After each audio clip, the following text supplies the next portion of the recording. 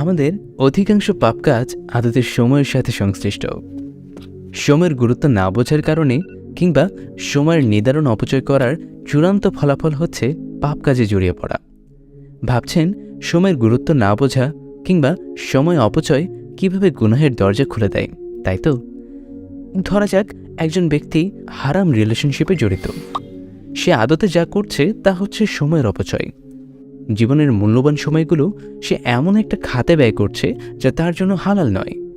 হারাম রিলেশনশিপে ব্যয় করা তার সময়গুলোর ব্যাপারে যদি সে সচেতন হতো, যদি সে বুঝতে পারত কি এক অনর্থক অদরকারি কাজে সে কাটিয়ে দিচ্ছে জীবনের বসন্ত, তাহলে কিন্তু সে হারাম সম্পর্কের মতো পাপ কাজে জড়াতো না। সময়গুলোকে সে এমনভাবে ব্যয় করত যা তার জীবনকে করে তুলত সুন্দর এবং অর্থবহ। সে এমন কাজে নিজেকে নিয়োজিত রাখত যা তাকে পাপের দরজা থেকে পুণ্যের দরজার দিকে টেনে নিয়ে আসত। আবার ধরুন, একজন লোক নাটক, সিনেমা, মুভি দেখতে খুব পছন্দ করে।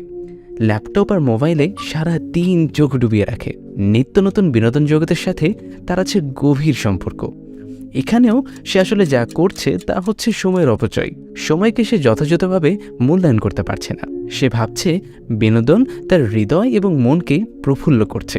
আদতে সেসব যে তার অন্তরে অন্ধকারের প্রলেপ গাঢ় থেকে গাঢ়তর করে তুলছে, সেটা কিন্তু সে বুঝতে পারছে না।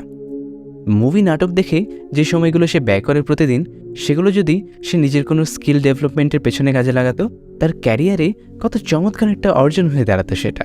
আবার কেউ যখন রাত জেগে মুভি না দেখে সোশ্যাল মিডিয়া স্ক্রোলিং বাদ দিয়ে দ্রুত ঘুমোতে যায় এবং শেষ রাতে উঠে জানামাজে দাঁড়িয়ে আল্লাহর কাছে তার গুনাহ মুক্তির জন্য ক্ষমা প্রার্থনা করে, সে আদতে যা করে তা হলো সময়ের সদ্ব্যবহার।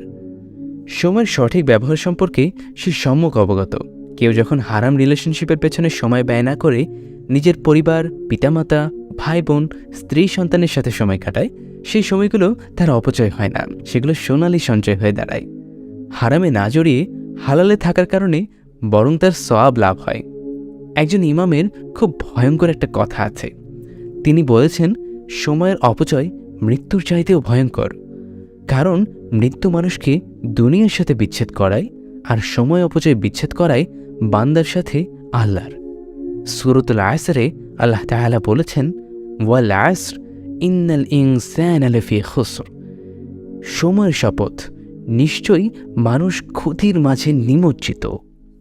আল্লাহ সুবহানাহু ওয়া তাআলা মানুষের ক্ষতির কথা জানানোর আগে সময়ের শপথ করেছেন। তার মানে ক্ষতিটা মোটা দাগেই সময় সংশ্লিষ্ট ব্যাপার। কেউ সময় অপচয় করছে, তার মানে হলো সে আসলে কোনো না কোনো গুনাহের কাজে লিপ্ত। যদি সে মারাত্মক কোনো গুনাহ নাও করে থাকে, তথাপি অকর্মণ্য এবং অলসতাই তার জন্য গুনাহের দরজা খুলে দেয়।